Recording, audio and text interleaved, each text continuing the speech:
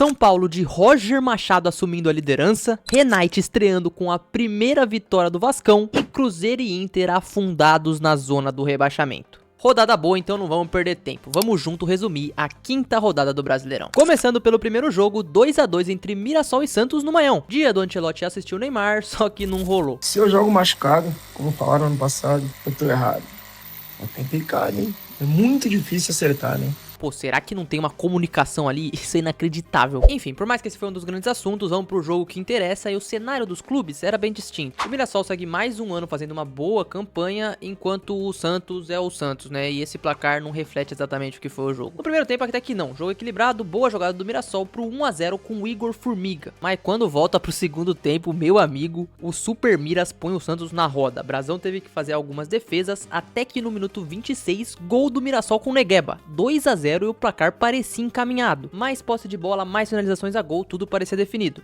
Não tava tanto assim. Porque se o Ancelotti não viu o Neymar, pelo menos ele viu o Gabigol. Aos 35, sendo sincero, o Santos acha um gol. Falha do zagueiro e de primeiro o Gabriel faz o primeiro dele. Jogo vai, jogo vem, bola cruzada na área, o jogador do Santos cai, só o Gabriel reclama, mas era realmente um lance muito difícil e depois da checagem, pênalti pro Peixe. Segundo do Gabi pra ampliar o jogo nos minutos finais e assim a partida termina empatada. No final, ótimo resultado pro Peixe, até porque empatar no Maião não é ruim, ainda mais do jeito que o jogo foi. Ainda tá lá embaixo, na 14ª posição, mas começou a somar mais pontos aqui, tem o Neymar voltando a jogar mais jogos, então pode engatar uma sequência, e se não, o Vojvoda pode ser que caia. Enquanto o Miras é um dos poucos ainda sem perder, só que também não tá lá em cima porque só empatou praticamente e também tem um jogo a menos. E já que eu tava falando do Santos, vamos falar de outros dois times que incrivelmente conseguem ter um momento bem pior, Inter e Galo. Em Minas, jogo dos desesperados numa quinta rodada e também da moral baixa, porque o Inter perdeu a final do Gaúcho no fim de semana e o Galo perdeu no campo e na luta contra o Cruzeiro. Fora que os dois estavam na zona sem vencer ainda no campeonato, então era um confronto bem importante. E sendo sincero, a partida ofensivamente do Galo foi o gol do Coelho no minuto 2 e depois ela acaba. O Inter pressiona, dá 21 chutes a gol, o Everson faz uma grande partida, mas a bola não entra. Esbarra em alguns jogadores que não rendem o suficiente e esse time do Colorado consegue ser igual ou pior do que o time da reta final, que quase caiu ano passado. É bem preocupante. Do outro lado, o Galo simplesmente não joga, não tem jogada, o técnico sim acabou de chegar, mas depende muito de um Hulk, muito de um Dudu, que cada vez mais vão perder o poder de decisão. E o Inter até criou mais, mas mesmo que a gente ainda tá no começo, já dá pra cravar um sério candidato pro rebaixamento, tá? Vamos aos fatos. O time perde o Gauchão, que tudo bem, mas abaixa a moral. Mas aí são 5 rodadas de Brasileiro, nenhuma vitória até aqui, e mesmo esse ano com menos calendário, a coisa começa da pior maneira possível. Talvez até merecer a vitória na rodada, só que a expectativa é ruim. Fim de jogo, 1 a 0 pro Atlético Mineiro, que dá uma respirada e vence a sua primeira. Sabe um detalhe interessante desse brasileiro que eu tava olhando aqui? Até agora, em 5 rodadas, a gente não teve nenhum 0 a 0. É bastante jogo com gol. Aí você fala, mas a Champions tem histórias mais empolgantes. Pode até ser, só que a gente tem as nossas e algumas são até bem parecidas com lá. Bahia e Vitória, 1 a 1 na Fonte Nova, em uma reedição do Clássico. Digo isso porque os dois se enfrentaram na final do Baianão e eles se reencontrariam. Pra quem viu o Atlético de Madrid e Tottenham, vai uma lembrancinha aí. 2 minutos de jogo, o Arcanjo se embaralha com a bola e entrega no pé do jogador do Bahia. Faz o pênalti, só que ele pegou. O Bahia até faz o gol depois, mas o jogador tinha invadido a área, ou seja, o placar não foi aberto aqui. Não sei se foi uma percepção minha, mas pra mim o Vitória parece bem abaixo fisicamente. O Arcanjo fez algumas defesas, mas mesmo com tudo isso, quem abriu o placar foi o próprio Vitória, num golaço do Ramon. 1 a 0 nos acréscimos do primeiro tempo e era ir pro intervalo e se segurar no segundo. Seria essa a ideia, mas não aconteceu. Cruzamento na área, bola escorada pra Jean Lucas marcar. Depois ninguém mais marcou, não teve triunfo do Bahia e nem vitória do Vitória. Bavi é sempre um bom clássico, mas por a gente ter tido um muito recente no Baianão, esse aqui perdeu um pouco o fator atrativo.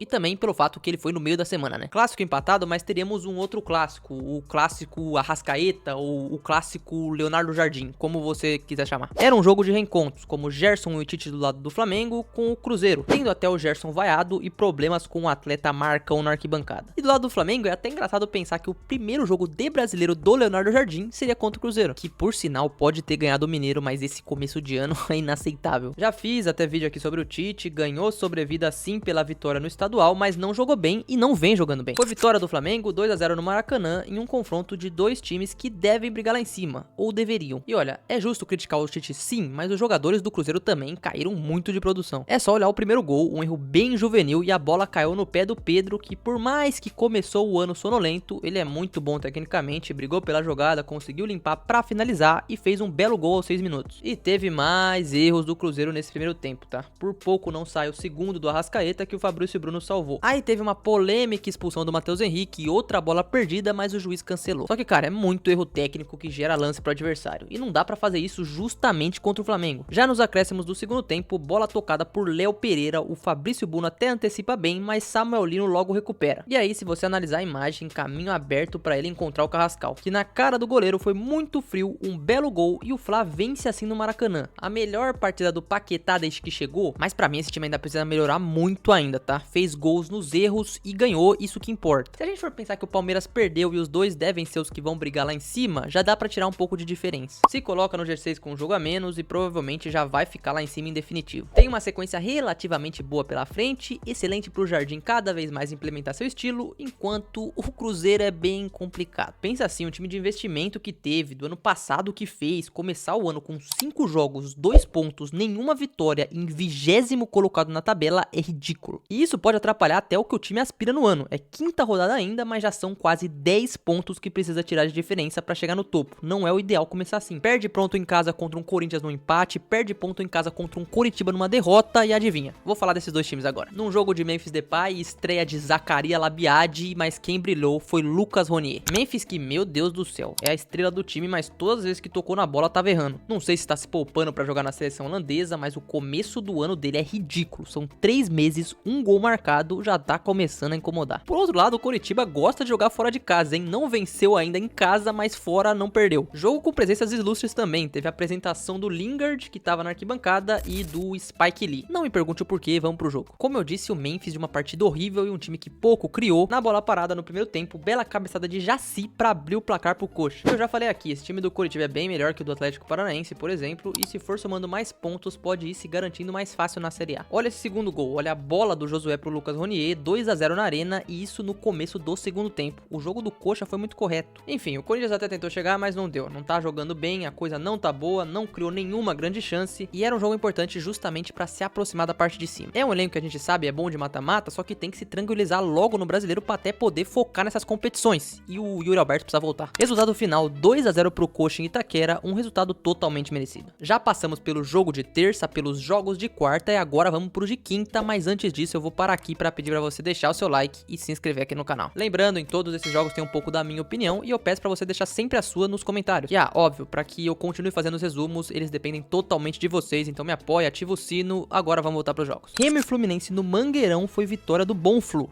2-0 no Pará. Primeira derrota do Remo em casa e o Flu começa numa boa caminhada nesse início de ano, apesar da derrota do Carioca. O primeiro gol foi do John Kennedy reencontrando o caminho das redes, e no segundo tempo, já no final do jogo, quem marcou o segundo foi Canóbio, pra garantir a vitória do Flu. E viu, a gente tem grandes goleiros, falta muito pouco pra Copa, mas o Fábio com quase 50 anos não seria loucura nenhuma não, tá? Pega muito, mais um ano jogando muito, tem mais anos de contrato pela frente, que goleiro. Fluminense em terceiro lugar até agora, só com uma derrota no Brasileiro. E já o Remo tá na zona 18º lugar. Vocês viram que eu coloquei o Botafogo ali pra falar um pouco deles. Eles estão na zona, mas só jogaram 3 jogos e não jogaram nesse meio de semana, então não dá pra eles colocar eles aqui nesse vídeo. Não jogaram no Brasileiro, só que caiu na Libertadores. A gente não sabe o que vai acontecer com esse time e pode ser que brigue lá embaixo mesmo, tá? É muito incerto, e no Rio tem outro time que começou mal, mas agora pode ser que melhore, principalmente com a chegada do Renato Gaúcho. E que segundo tempo do Vasco pegou um Palmeiras que é melhor, saiu perdendo e conseguiu virar um grande jogo, e teve até quem reclamou de gramado. Por baixo do campo parece que plantaram batatas,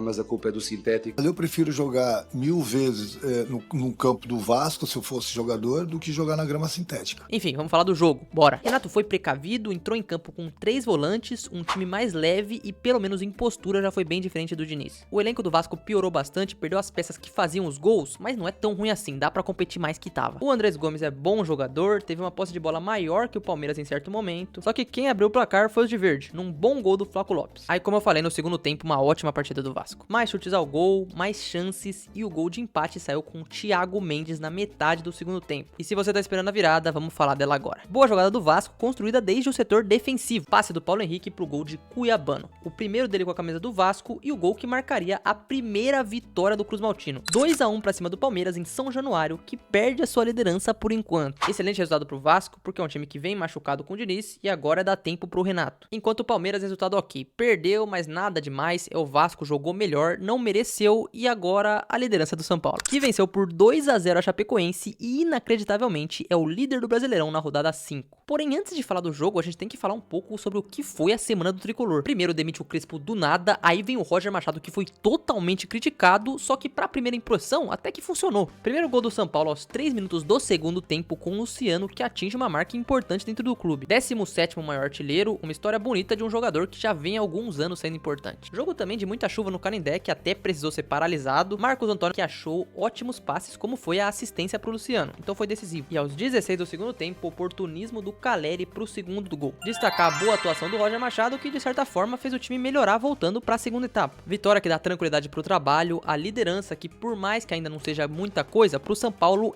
principalmente pelo que vinha acontecendo no clube. Do lado da Chape, o desempenho deu uma caída, foi a primeira derrota na competição, tá no meio da tabela, mesmo com um jogo a menos, mas sabemos que deve brigar lá embaixo. Último jogo do resumo, Grêmio e Bragantino, vamos passar por ele. O Cleiton até começou fazendo uma bela defesa pro Braga, mas o centroavantão Carlos Vinícius fez de cabeça. Logo cedo, 7 minutos já tava 1-0 no Sul. E o Carlos Vinícius, que moral, hein? Artilheiro do Brasileirão, 5 gols em 5 rodadas, tá pintando um candidato a goleador do campeonato aí. O Braga até empataria no primeiro tempo, mas estava impedido, e assim o Grêmio foi levando o resultado, até que no minuto 21 da segunda etapa veio o empate do Braga, que consegue um belo resultado, empatando fora de casa com o Grêmio, gol de Rodriguinho. O Grêmio ainda teve grandes chances durante o jogo de fazer o gol, assim como o Red Bull. Cleiton até tentou entregar, mas no final não saiu gol de ninguém. Resultado final 1-1 e os dois times se posicionaram em posições parecidas. Acho que dá pra colocar assim porque a distância é só de um ponto. O Braga tá em quinto na parte de cima, enquanto o Grêmio está em nono lugar, mas como eu disse, posições bem próximas. Passamos pelos jogos, agora vamos para as considerações finais e sobre o melhor time, eu vou colocar 2 e você vê se você concorda comigo. Primeiro eu vou citar o Coritiba, resultadaço jogando bem na Neoquímica Arena contra o Corinthians. Segundo, eu vou dar uma moral pro Vasco, estreia do Renato, vencendo um time que briga lá em cima, ótimo resultado. Nunca falo do lado negativo, mas deixa abaixo que Inter e Cruzeiro estão com uma campanha ridícula, os dois só tem 2 pontos em 5 jogos. Craque da rodada eu acho sempre uma difícil escolha, dá pra citar o Ronier no Coritiba, ou dá pra citar o Gabigol, que não fez um super jogo, mas fez 2 gols. E dá pra citar também, sei lá, o Luciano, que fez um gol importante do líder do campeonato. Sei lá. Gol da rodada vou deixar com o Ramon do Vitória, belo gol de cobertura. Enfim, vamos ver o que temos adiante logo. Próxima rodada é de alguns clássicos, vai ter encontro de Botafogo e Flamengo, o jogo para qual o Neymar foi poupado, que será entre Santos e Corinthians, mas fora isso, vale ficar de olho em Cruzeiro e Vasco, pelo Renato no início e também pelo Tite, que se perder fica bem feia a parada. E olha, essa próxima rodada já é nesse fim de semana, então na segunda-feira já volto aqui que já vai ter o próximo resumo. Será que o São Paulo se mantém na liderança? Será que teremos um show do Neymar para garantir a vaga na sua convocação? E será que veremos mais uma atuação desesperadora para Inter e para Cruzeiro?